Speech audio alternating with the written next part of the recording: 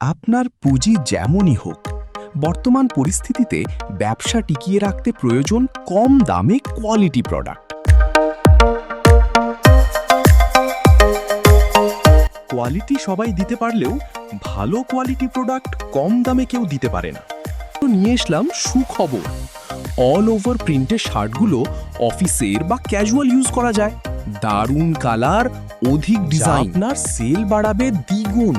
মাত্র 130 টাকায় এই শার্টগুলো নিয়ে বিক্রি করতে পারবেন 3 থেকে 400।